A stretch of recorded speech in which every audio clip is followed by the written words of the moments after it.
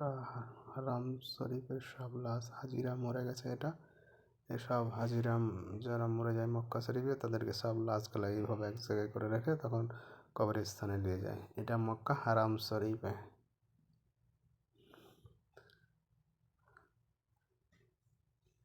আল্লাহ পাক জিজ্ঞেস করবেন, ও আমার বান্দারা, ও আমার জান্নাতি বান্দারা, আমি তোমাদেরকে যে সব ওয়াদা করেছিলাম সেই ওয়াদা মতো সব পাইছো কিনা? আমি ওয়াদা করেছিলাম আমার জন্য রাত জেগে যদি তাহাজ্জুদের নামাজ পড়ো, নামাজ রোজা হজ যাকাত যদি করো, আমার দিন কায়েমের জন্য যদি আন্দোলন করো, রক্ত যাও, আমার জন্য যদি কষ্ট করো, শহীদ হও, তাহলে আমি তোমাদেরকে জান্নাত দেব। যত ওয়াদা করছিলাম তা পেয়েছো কিনা?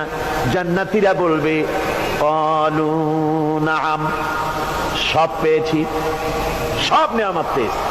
আল্লাহ বলেন সব পাও নাই, ওয়ানাদাইনা মাজিদ, আমার কাছে আরো বেশি আছে, আমার কাছে আরো বেশি আছে, সব পাও নাই। জান্নাতীরা বসে থাকবেন, বুঝতে পারবেন না এত নিয়ামত পেয়েছি, আল্লাহর কাছে আরো আছে। আল্লাহর নবী তখন মুখ খুলবেন, নবীজি বলবেন রব্বুল আলামিন, জান্নাতীরা বলতে সাহস পেতেছে না, সব পেয়েছি ঠিকই, কিন্তু যার জন্য গভীর রাতের আরামের ঘুমকে হারাম করে তাহাজ্জুদের নামাজ পড়েছে, যার জন্য স্ত্রী পুত্র পরিজনের মায়া পরিত্যাগ করে জিহাদের ময়দানে শহীদ হয়েছে, যার জন্য জেল খাটলো, জরিমানা দিল, যার জন্য নির্যাতিত হলো, সে আল্লাহ রব্বুল আলামিনকে তারা এখনো দেখে নাই। আল্লাহ রব্বুল আলামিন বলবেন, আমি আমার বান্দার সে আরজ পুরা, সে আরজি পুরা করব।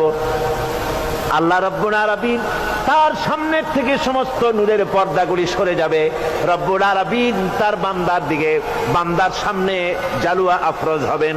আল্লাহ পাক কোরআনে কারীমের ভিতরে বলছেন, উজুহু ইয়াউমাইযিন নাযিরা ইলা রাব্বিহা নাযিরা।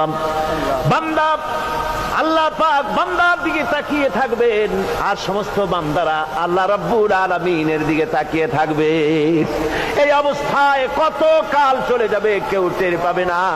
রব্বুল আলামিন জান্নাতের ভিতরে তোমার জান্নাতীরা যেদিন তোমাকে দেখবে, ওই দিন আমাদেরকেও জান্নাতে একটু জায়গা করে দিও আল্লাহ। আমরা যেন ওই জান্নাতের ভেতরে বসার জায়গা যদি না পাই, আমরা গুনাহগার মানুষ, জান্নাতের কোন একটু জায়গায় ঠাই করে দিও যেন তোমারে দেখতে পাই। আয় আল্লাহ, তোমাকে দেখার তৌফিক আমাদের দিও, ধরে বলেন আমিন। হযরতে মাহবুবে রব্বানী কুতুবে সুবহানী শেখ মহিউদ্দিন আব্দুল কাদের জিলানী রাহমাতুল্লাহ আলাইহি, তিনি বলেছেন, মুনাজাত করতে গিয়ে আবেগে বলেছেন, রব্বুল আলামিন, তুমি যদি দয়া করে আমাকে জান্নাত দাও, আর তোমাকে যদি আমি না পাই, তুমি যদি আমার সঙ্গে দেখা না করো, আমারে যদি কথা না বলো, তাহলে এই জান্নাত আমার কোনো লাভ নাই। আর আমাকে যদি জাহান্নাম দিয়ে দাও, আর মাঝে মধ্যে তুমি যদি জিজ্ঞাসা করো মহিউদ্দিন কেমন আছো, তাহলে এই জাহান্নাম আমার জন্য বেহেশত হয়ে যাবে।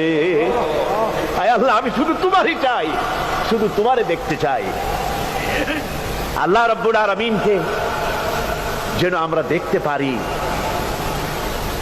আল্লাহর সঙ্গে যেন দেখা করতে পারি।